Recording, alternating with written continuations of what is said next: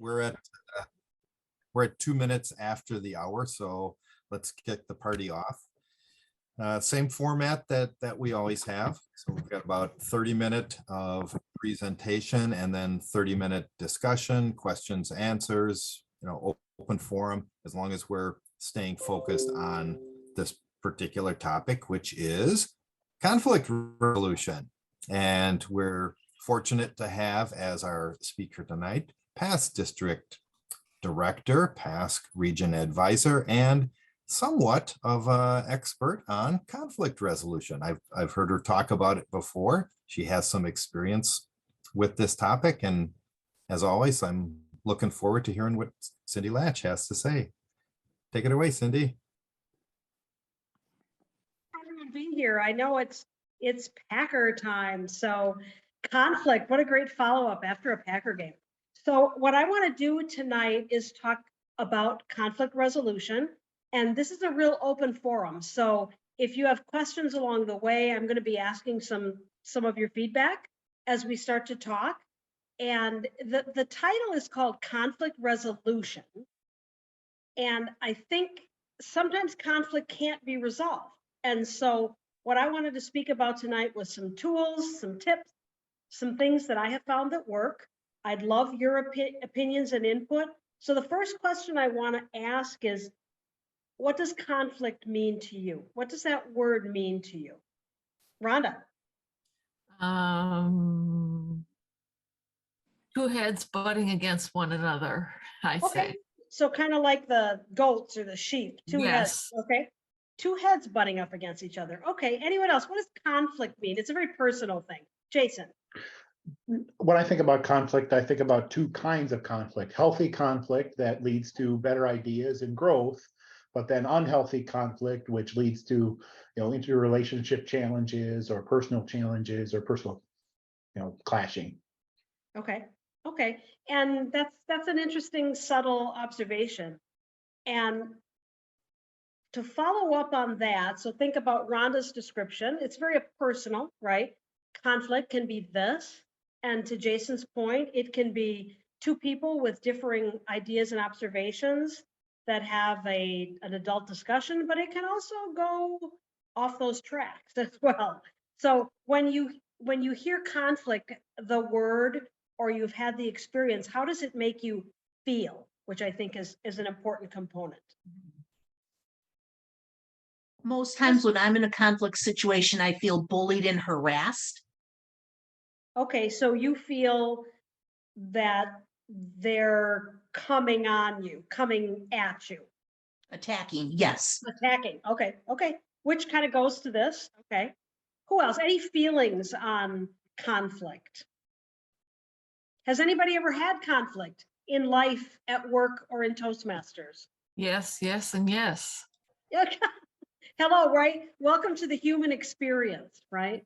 And I think first and foremost, that's something that is important to know, is this thing called conflict, and we're going to look at other words for it later, is a very natural and normal part of existing as a human.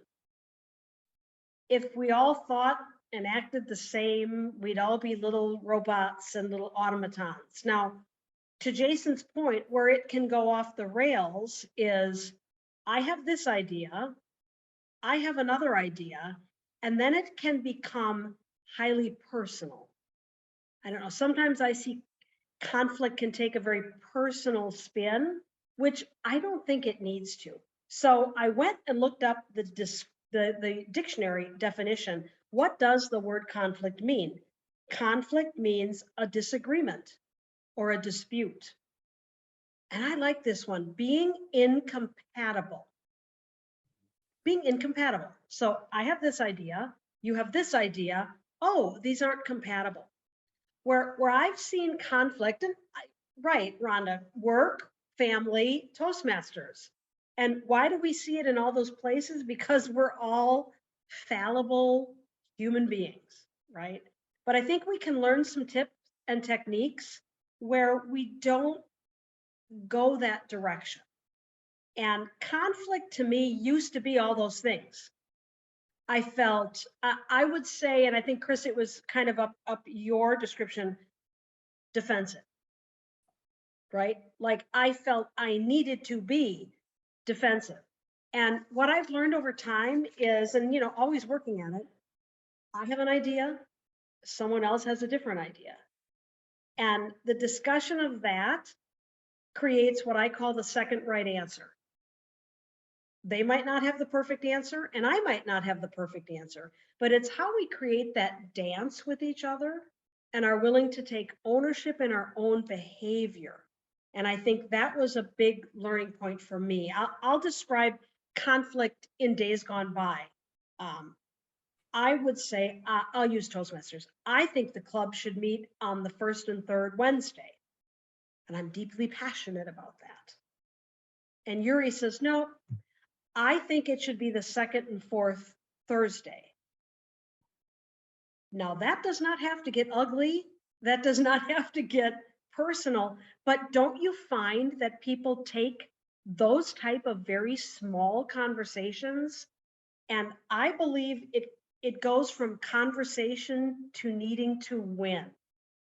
And it's kind of like in Major League, they said there's no crying in baseball.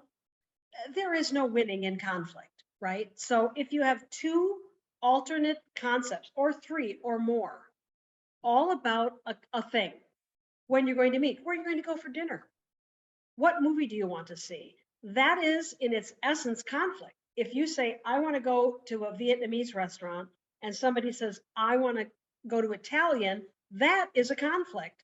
But I doubt you come to blows over it. I don't think you should, right? So part of it for me was learning, Cindy, calm down, right?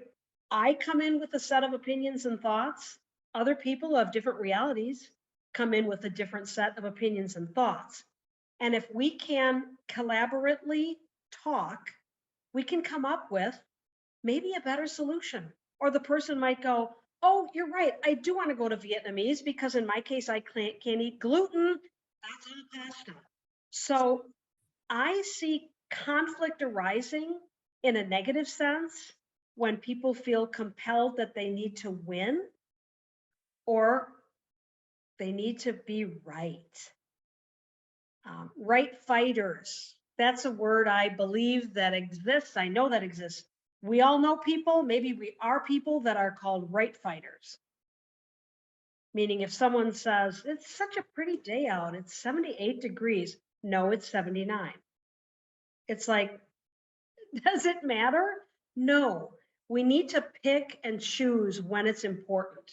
And being right isn't always the best position to be in. I always ask myself, Cindy, do I want to choose being right? Or do I want to continue to choose being in relationship with this person? And sometimes I swallow my need to say or offer because I'd rather stay in relationship and come up with a different solution than feel that it's my solution. And that's where I think people can really get off track. Some of the methodologies that I've had for conflict is I just changed the name of it. Doesn't conflict have a real negative spin, like conflict? I call it differing opinions. Conflict is truly, when I looked it up in the dictionary, people having differing opinions. Doesn't having a differing opinion feel a lot less emotionally charged than I have a conflict with you? So think about the power, and we're Toastmasters, think about the power of the words we choose to use. Speech and the words you choose to use are hugely important. So if you say, I have a conflict with you over that, that's charged. That comes in with like I always say, it's like you got a bag over your shoulder and you're coming in to fight. No, I have a differing of opinion with you. Oh, okay, I feel a lot safer now. So if you tend to have conflict in your life, I've determined for me, it comes sometimes from two places. Either you seek conflict, and some people like debating. Have any of you ever been on a debate team? Nobody? Anybody else other than me on a debate team? Teresa was on a debate team. Okay. Teresa, what do you do in a debate team? You get ready to present information. So you do a lot of research, you cart along a lot of data, and you try to practice delivering that information a little bit. Yep. And debate is, I come in with one idea, my debate partner comes in with another, and we have a conversation where we present that research and data, and we try to sort of move that other person to our opinion. And there's debate teams. I mean, it's really fascinating when you do debate. And I think one of the most interesting debates I was ever in is, let's say you were pro anything. You were pro eating meat. You had to argue becoming a vegan. And if you were a vegan, you had to argue why you should eat red meat. And one thing that does when you're in a debate like that is you really start to live in that other person's reality and realize, oh, wait a minute, that's just my reality, that I like to eat the red meat. So when you have a conflict or that disagreement, or even if you feel like it's going that way, think about, wait a minute, there are multiple ways to do this, whatever it is. They're not all right, and they're not all mine, and they're not all hers. When people have conflict, oh, I see Joe wants to start a debate club. I think that's a very exciting idea. I think let's chalk that in. I'm the club extension chair. I will be giving you a call. So conflict is what we call it, I think, because it's the easy way. The other book I have found as an incredible research and document was Crucial Conversations.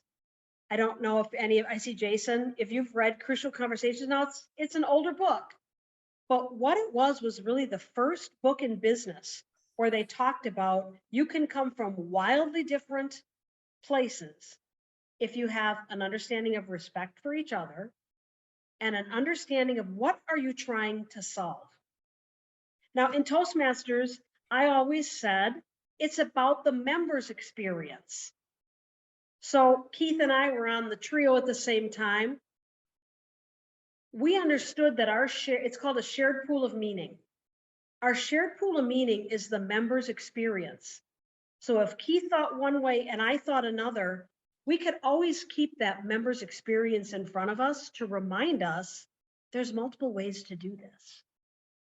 So has anyone ever gotten in, and please don't put too many details in, let maybe pick work, or has anyone ever gotten into a conflict and you felt you couldn't move, that it didn't go anywhere?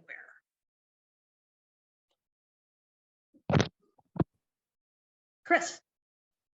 So I've been in this situation quite frequently in my old position a year ago that, well, okay, does anyone have any questions or comments? We're in a staff meeting. Okay, boom, ask my question.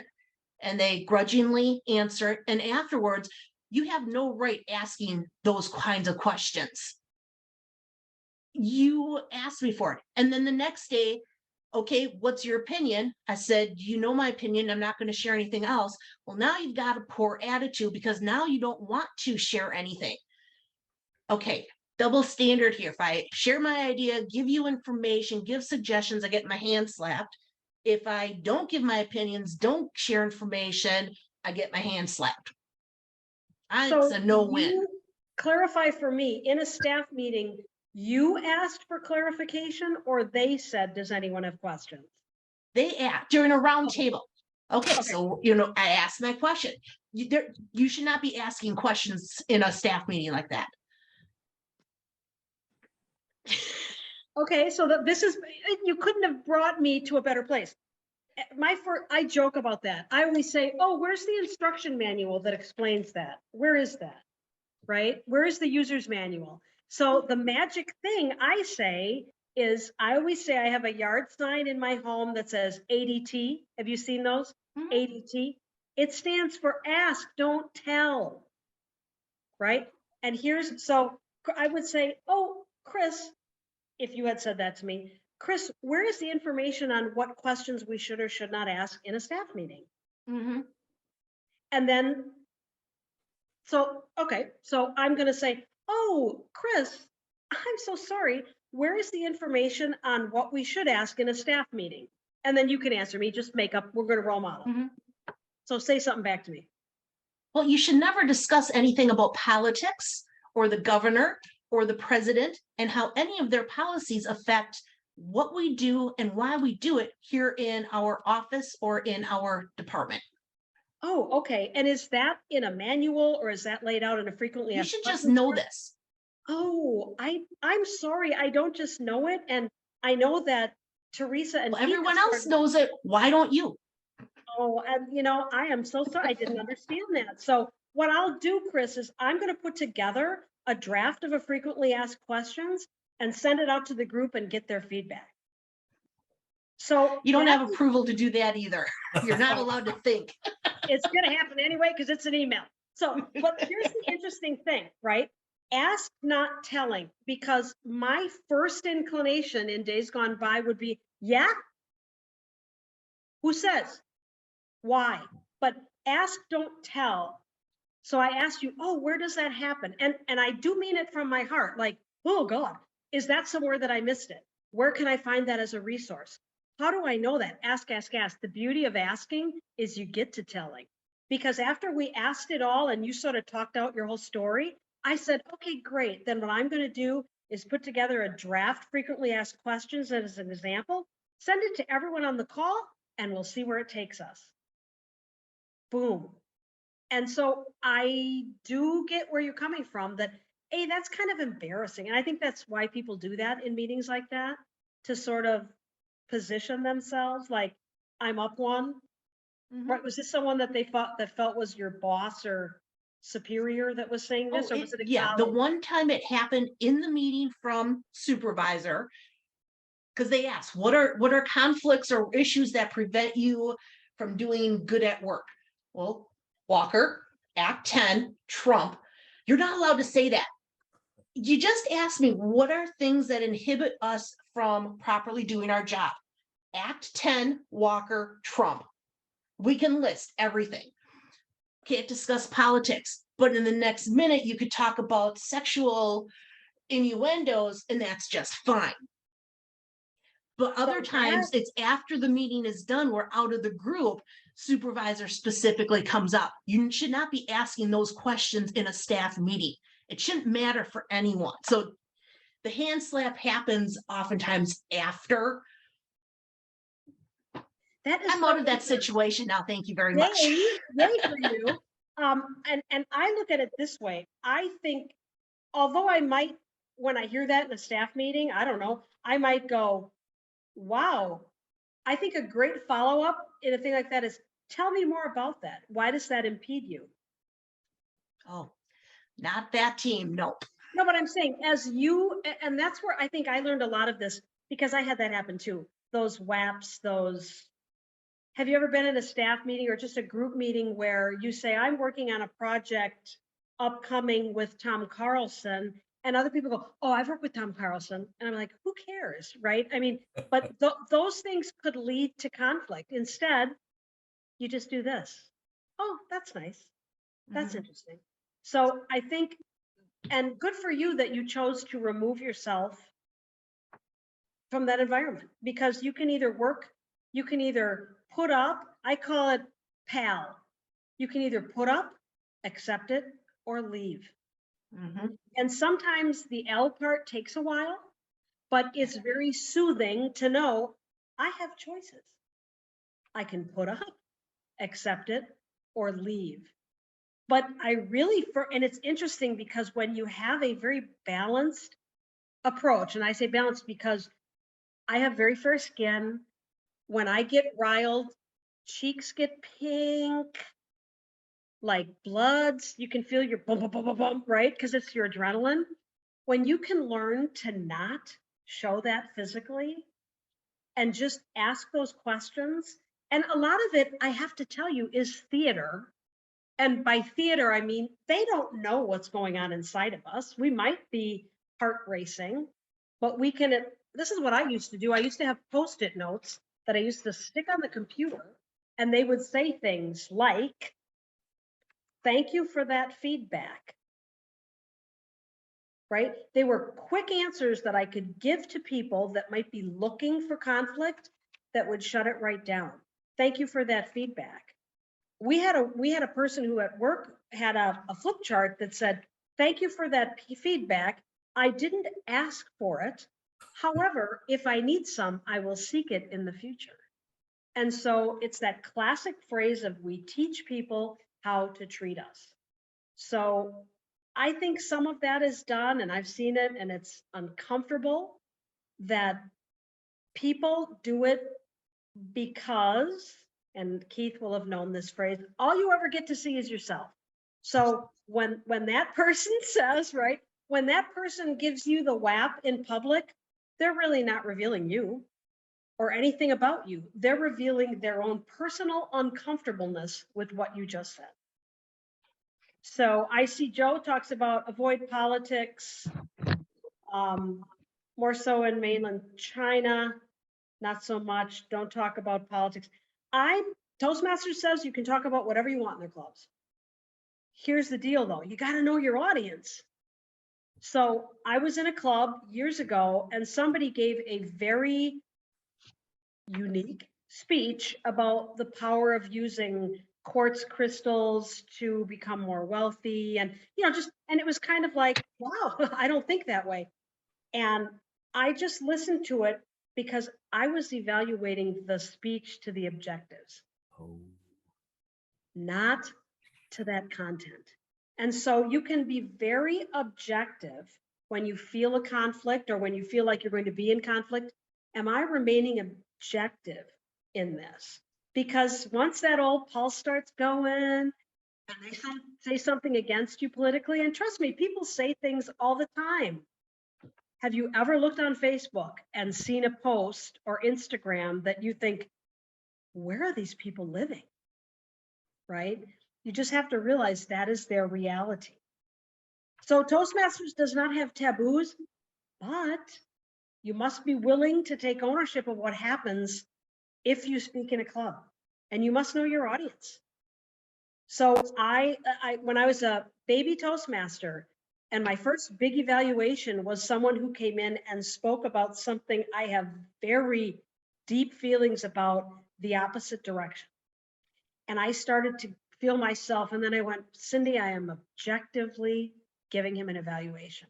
So I gave myself that freedom. But when people critique you in public or in private in conversations, they're just revealing themselves. So if I would say, Todd, I really didn't like that last speech you gave.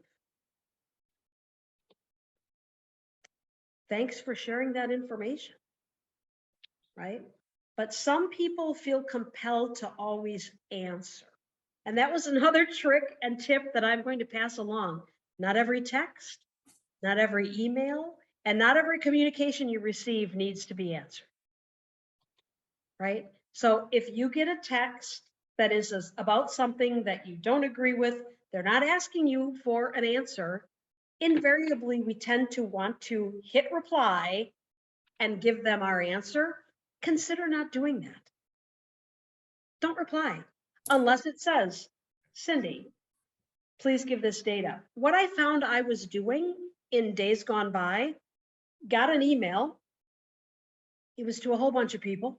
I read it. I didn't agree with it. I'd reply, never reply all. That's my personal bias. I'd reply to the sender with, no, I think that's wrong because of blah, blah, blah. Well, guess what?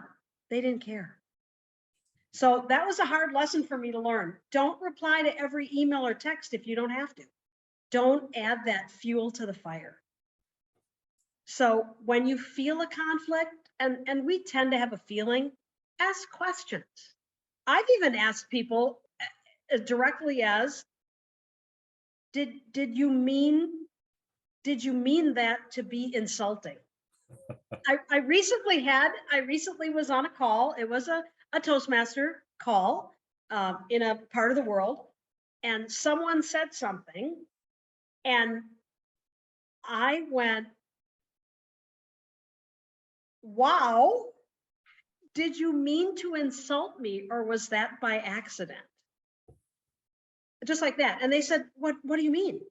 And I said, I found that really insulting that you said, all Americans are like this. And they went, oh, no, that's not what I meant. And I'm like, okay, I didn't think so. So you give that person the ability to back themselves out of it. But I have asked people, did you mean that? And some of that takes ownership of being able to put yourself out there. So as you think about conflict in your realm now, so what do we have? Do we have area directors here? We have, who all do we have? So like, Todd, what is your role?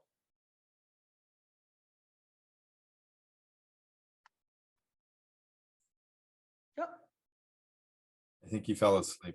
okay, What is there my he ro- is. what is my Yeah, role? In Like what? Toastmasters. In Toastmasters. Um, All right, I'm a member in multiple clubs and an executive in multiple clubs. excellent, excellent. Do you ever experience conflict? All of the time. What is it as a board? Like as board members, or is it clubs, or? It could be with the coaches that are in our club. Okay. Okay, so the coach is maybe saying something that the club is not receptive to?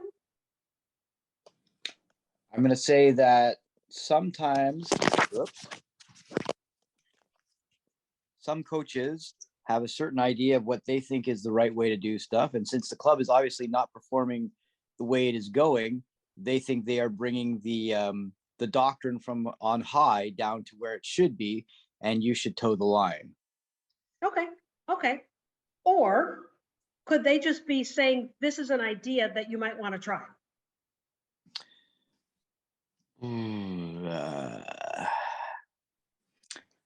Perhaps. Okay, and so what I want to point out in that little brief conversation is I felt really emotionally charged words you picked. Coming down from on high, the doctor coming down from on high, that kind of has a slant to it versus they're coming in, they're offering you things to do, and maybe you're not interested to do them. Now, are you having conversations with those coaches about those things? I'm going to go, it seems like they, because we have two of them, often, okay, here's where I get a little cranky. So when there's multiple people in the room to help shoulder the load. What I hate is when a coach that I think I have a good relationship with brings in another coach, and the other coach coming in is like the protective zone or the one to keep me in check. So because I'm a long-standing member and perhaps I have some ideas, they bring in a backup person to keep me in control. And then when we weaponize the 4 core values to keep me in check, I get really, it's like when you back a person into a wall. So yeah, no, yeah, I would say sometimes I politely extricate myself from the room because I do not want to take it to another level, which might take out one of those 4 pillars of our core values. Well, number one, I don't think you can weaponize the core value. Oh, they did. No, but I think that's a bias, right? That's an observation from your perspective. Totally understand it. But have you at those points, and that's a really awesome point. They state something, you state something. The next step is, I think, what's pivotal. Let's sit down and talk about this. Tell me why you feel that way. Tell me what leads you to believe that will help the club. Show me the data, which I love. Show me the data that says that this will do X. So it's that kind of asking them to validate for you, hey, that sounds interesting. Tell me more about it and help me to understand it. Versus the you said, I said, they said, I said, because that is rarely fixable. the entrenchment. So have they come back and explained, here's why we think it? You know what, I'm a big fan of the pilot, right? Let's pilot that and see if that works. So how, if your club isn't doing well and it's seeking help from others, could just absorbing that data be helpful? Or you use it to get to the next right answer. Because there's no winning, right? You can't win. They can't win.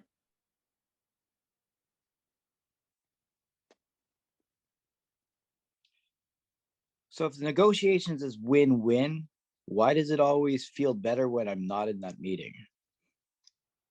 I think that might be about you. Ah, That would be my guess. So if and like I said, I grew up a hardcore right fighter, right? That you had to be right, you had to have all the answers. And I think my biggest learning was when I started to realize I don't have all the answers. It is super awesome not to have all the answers and be right, because that's a huge burden. It was this huge burden I had on my shoulders, on my life, that Cindy has to always be perfect. And Cindy always had to have the right, whatever that is, the right answer. But once I realized I don't, and I can seek help and I can ask other people for input, doesn't mean I have to do it, but I can seek it and ask it.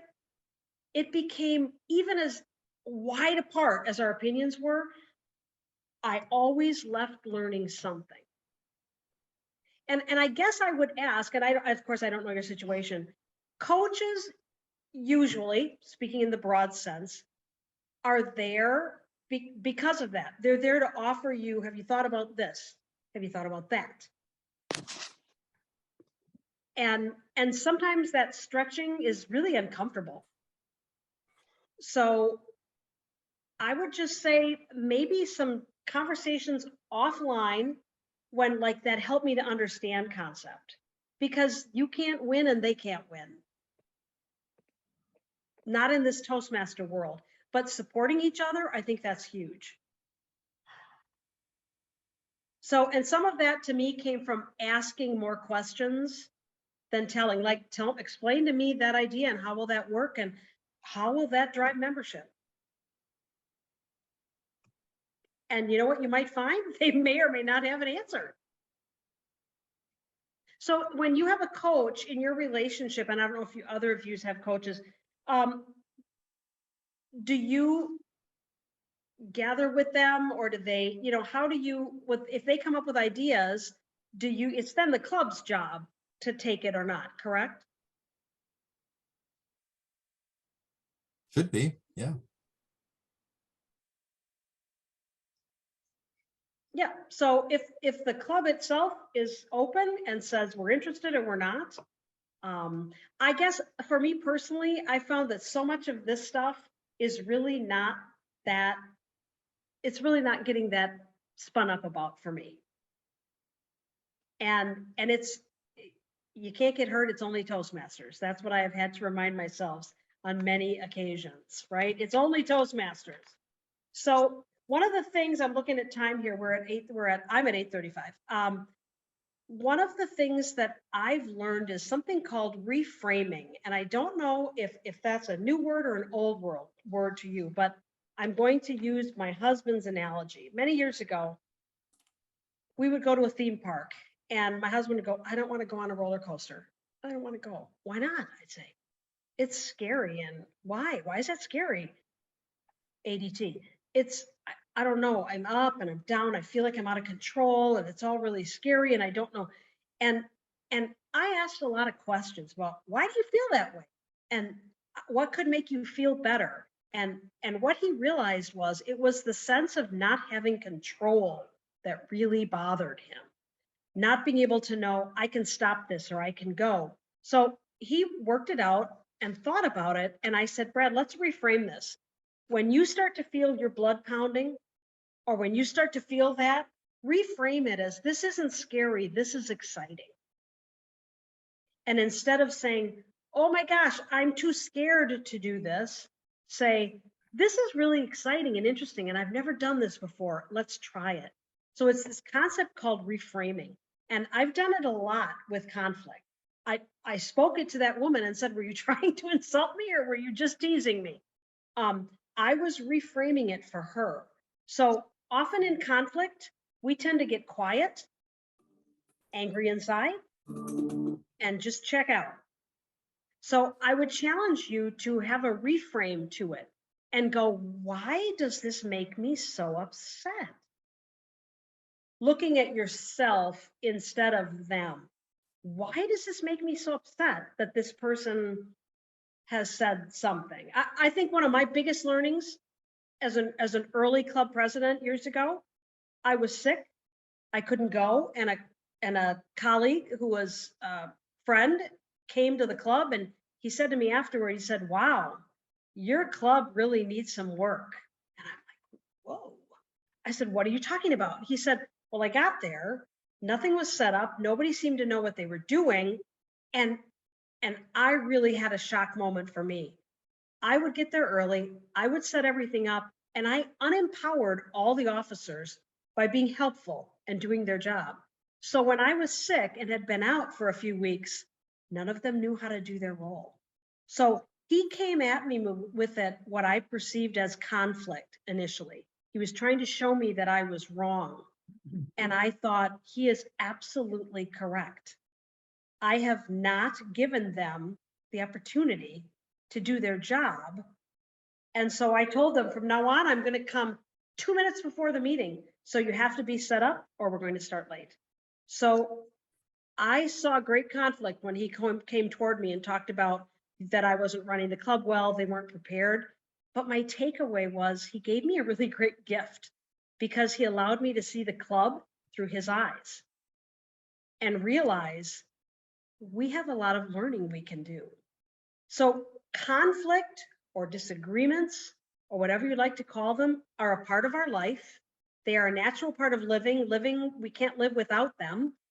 And reframing how they are and how we perceive them to be can be the first hurdle in how we can deal with negative consequences of conflict in our life. So I'd kind of like to open it up now and say, thoughts, observations. Keith. Yeah. First of all, I thought your content was great. Lot of really good, useful information. I noticed a lot of what you describe as techniques to use requires, I'll broadly classify it as discipline.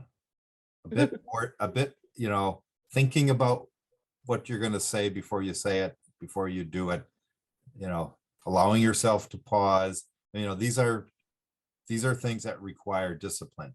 So if someone doesn't say, well, let's call it naturally, have discipline, that's not their normal makeup.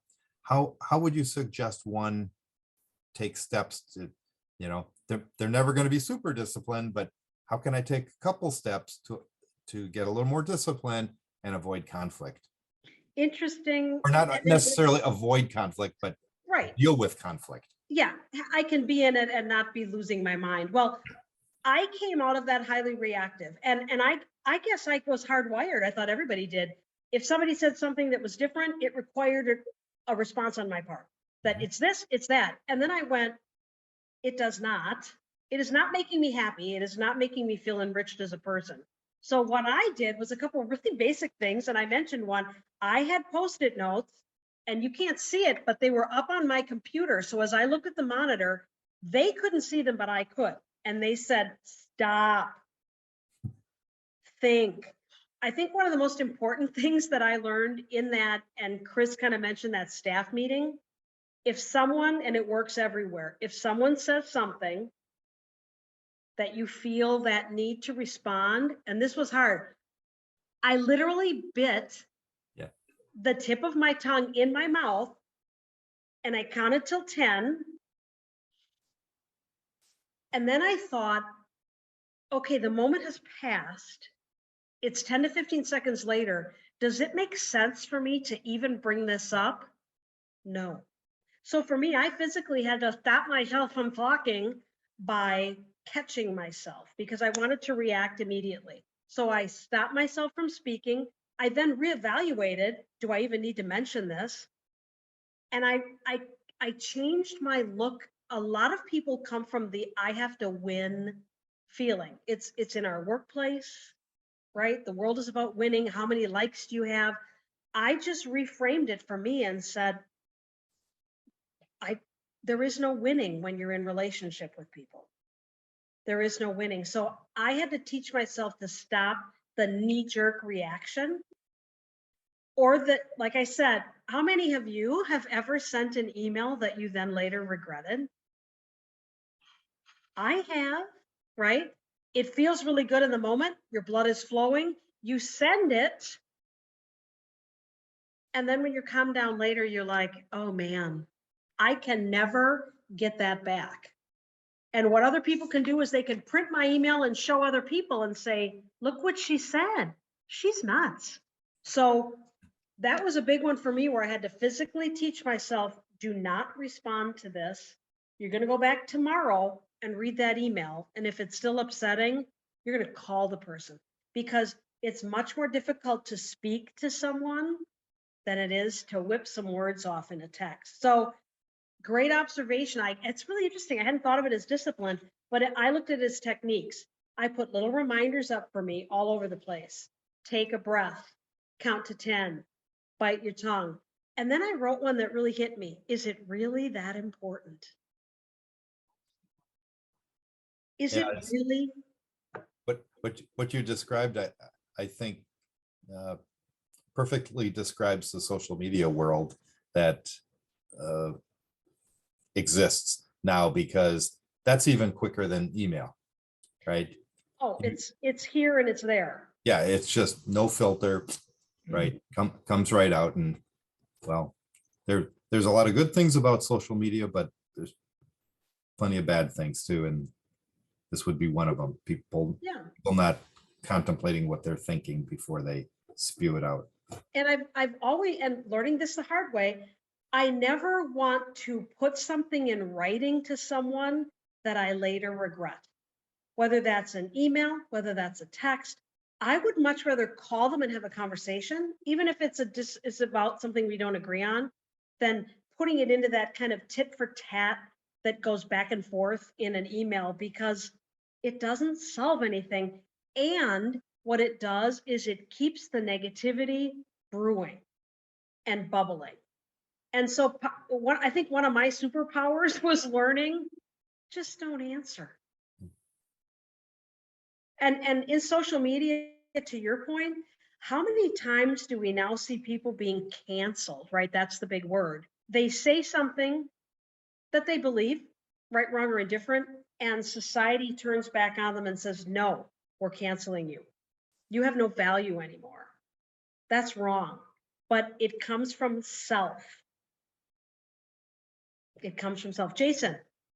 Yeah, I was going to add along that idea of self-discipline. The one thing I try to do that tries to help me, because sometimes your face gives you away also when you're listening, is to focus on listening, but also if there's something that gets me, I'll take a note about it and I'll look down and actually write down what I thought I heard the person say. Because similar to your biting your tongue example, it makes me stop and think about those words, think about what I'm doing, think about the expression that's on my face as well. And often, as you described, the moments now has passed. So when I'm reviewing the meeting, I can go, scratch across that thing. It doesn't bother me as much anymore. Yes. And first of all, I love that. If you ever do interviewing, I always tell people when I'm doing job interviewing, whatever, now I'm going to be looking down a lot because I'm going to be writing, right? Because I don't want people to think I'm being rude, but that's really interesting that you hear something that you may go, and you write it down. The other thing you could consider doing at that point is saying, Cindy, I want to read something back I think you heard. Let me make sure I have this correct. Which I've done, and that's also very helpful. It's what part of listening technique as well, is that idea of rephrasing then what you heard, kind of like your example of, did you really mean to say X? Yeah. And you know what I've also found is when you're doing these global things with Toastmasters with different English comprehension, language. Very often it is truly just a lost in translation moment, but I'd rather ask than wonder. And oh, Jason, the face. Yeah, I don't have the most poker face, right? Yeah, but we are who we are. So absolutely, yeah. Tom, I see your hand is up. In my family, arguing was not allowed. Ooh, We were praised to be peacemakers. The first day I saw Cindy, I saw a very strong person. How, if I have a conflict with you, how should I prepare myself for that conflict? I guess I look at them as conversations. Or I think we have a shared pool of meaning, right? If we're talking about Toastmasters, we are talking about our members, our clubs. And I think everybody has a right to their opinion. And what you want to say to whomever it is exactly what you need to say. The thing about that being a peacemaker, that's really interesting. I was not raised that way. And it's not like I was raised in a you need to speak your mind kind of a place. I was raised in a when I want your opinion, I'll tell you what it is. Right? So that was my experience. So I had to get a little older to realize we can have our own opinions. So I believe if anyone has feedback about anything, they should just offer it with an open heart and offer it to the person. I was telling someone today, I had a work colleague who I'd say, Adam, may I offer you some feedback? And he had this, he could say yes or no. He worked for me and he would very often say no. And I'd say, okay. And then we'd go and get coffee or whatever, but invariably 2 or 3 days later, he'd say, can you tell me what you were going to say? So I think it's that safe space, like all opinions are valued. Yuri, Teresa, everybody gets us to the second right answer. So Tom, your reality, you're coming from wanting to be a peacemaker. I mean, I love do I like conflict? No. I have worked with people who I call our pot stirrers. We know those people, right? They like to stir the pot, and they like to create conflict. My theory about me is, let's figure it out. There's always a way we can do this. However, if you bring conflict into my life, we're going to talk about it. So I think, Tom, if you come with passion on a subject, anybody, you come with passion, you come with an idea, who could ask more in a group like Toastmasters, even if it's different? Because together, we're going to get to the next right answer. So your life experience is vital. Everyone's life experience is a gift that I think people bring into this. I have never had a job, meaning I have always been the boss. Okay. And so my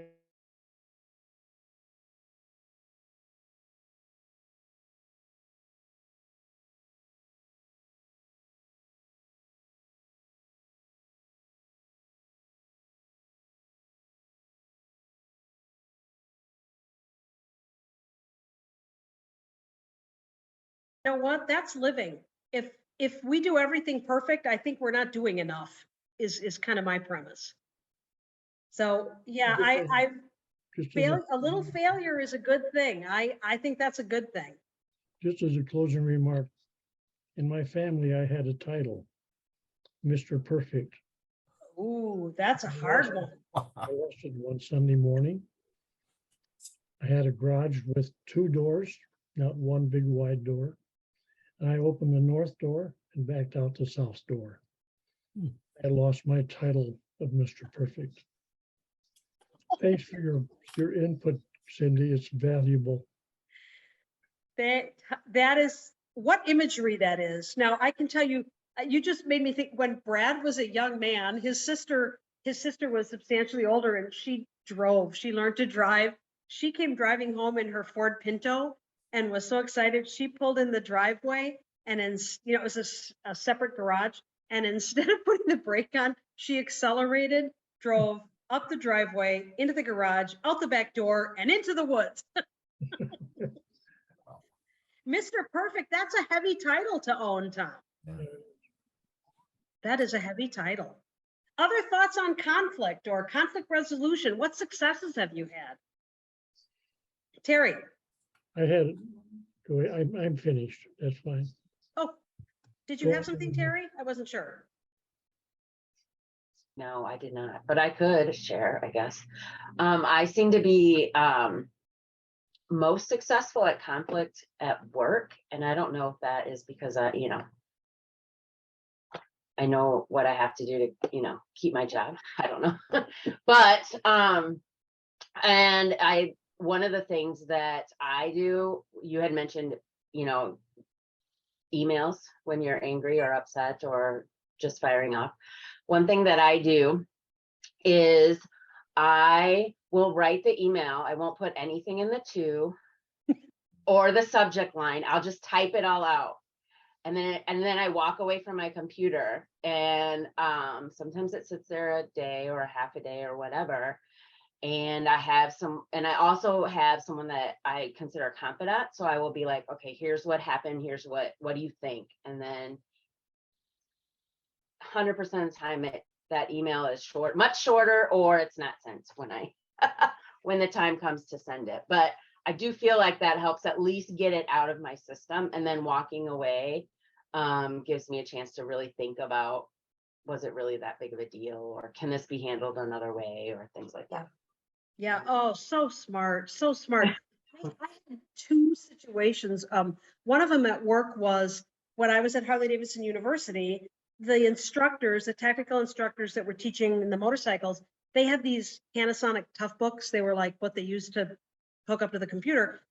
I get an email from an instructor that I really felt was a friend. He'd have trouble with his computer, and it was in all caps. And what does all caps mean? They're yelling. Why are you yelling? Yes, it's in all caps. It has multiple exclamation points, and it says, so I guess you have to be somebody around here to get IT technical support. I literally printed that out, ran up the hallway, looked at him through the door and went, come here. And I said, Ed, we're buds. What does this mean? He goes, what do you mean? What does it mean? And I said, all caps, who do you have to be around here to get IT support? He said, oh, the Panasonic Tough Book, it only types in all caps. And he said, no, what I was asking is, who do you need to call around here to get IT support?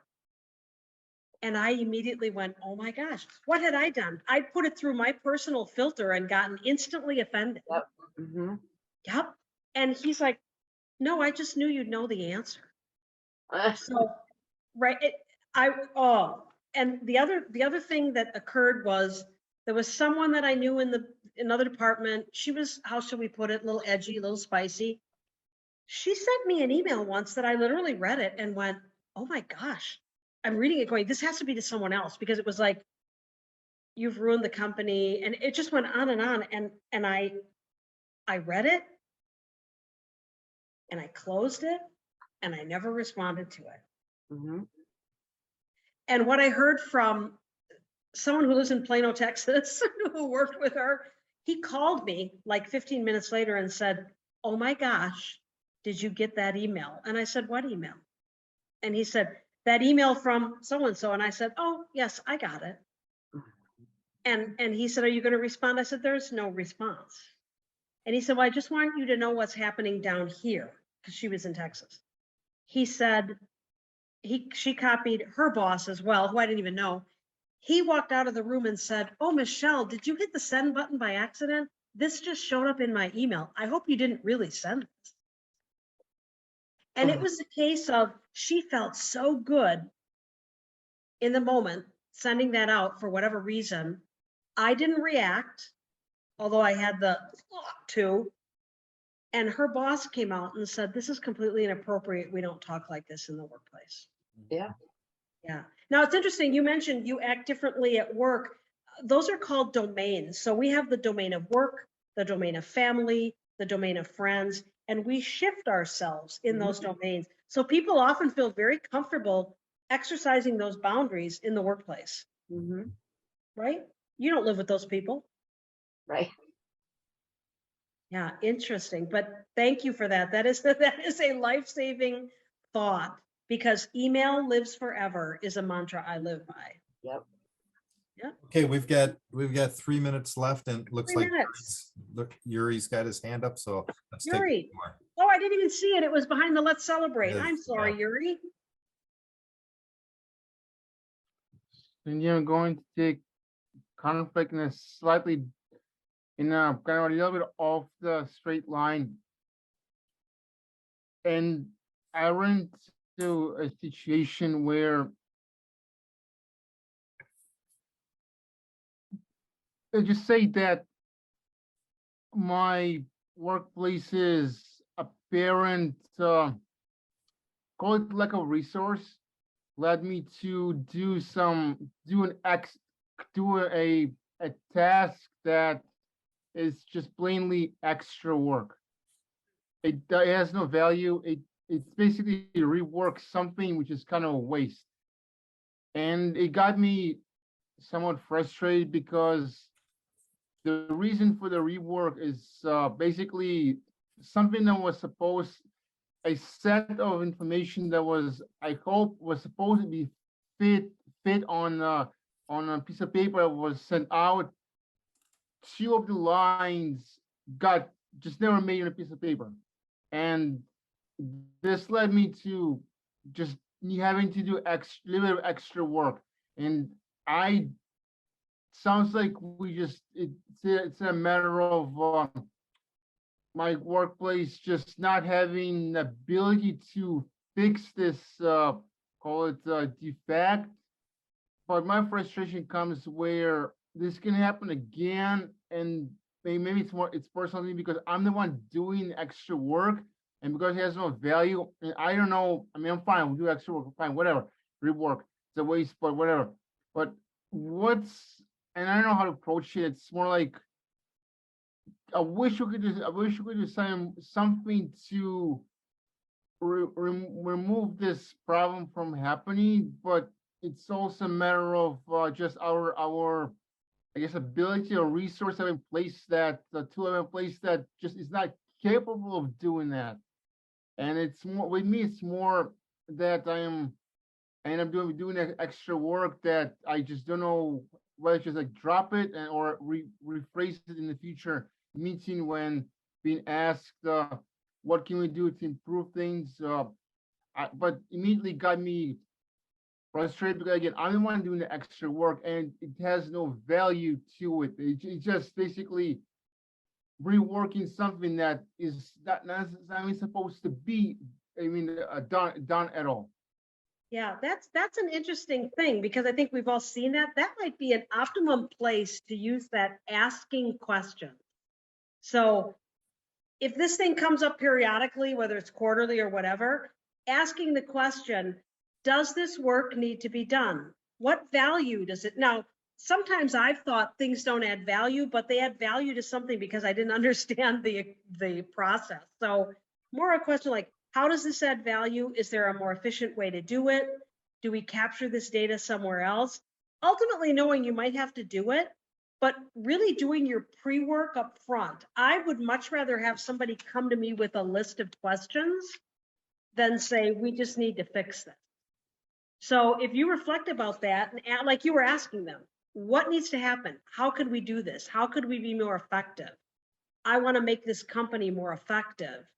I think anyone in leadership would value that. So I think it's important. And I'll tell you once, I had a process when I was at HDU. Do you know what Scantron sheets are? There where you fill out the little bubble sheets. We had a full-time person transcribing it. Nobody looked at it. I stopped it for a year. No one noticed it. And the following year, somebody said, oh yeah, I look at those reports all the time. And I said, we haven't done them for a year. And they went, oh, sorry. We were just kind of thinking we were. So it might not even be worth doing, but that's definitely something to discuss with your team. So Keith, I'm turning it back to you. Yes, very good. Thank you, Cindy. Thanks for all the participation tonight. Great Yes, thank you, questions. guys. This has been recorded. I suppose I should have mentioned it at onset, but I see everyone here is a veteran of these, so you probably knew that anyway. So Jason will get that up sometime in the next week or so, I'm guessing. Great. So thank you very much, Cindy, for your excellent topic and very useful information that I think we can all use not only in our Toastmaster lives, but our professional lives and our personal lives. So thanks once again. Come back and do another presentation sometime. You just might. You might, huh? Like in 2 weeks? Maybe. Yeah, this was really good stuff. Thanks. Well, love to talk about it. As a region advisor, no one told me what you're going to do most of the time is work with people in conflict. And so it was really fascinating. And it was in California and Nevada and everything. But you know what it proves? People are people are people. Yep. People are people are people. And when you own your ideas and your thoughts, nothing can go wrong. And especially in Toastmasters, we're in this collaboratively. Cool. All It's right. been an honor. Good to Yeah. see you all. Thanks again, and we'll see you in 4 weeks. Good night, everyone. Good night, everyone. everybody. Bye.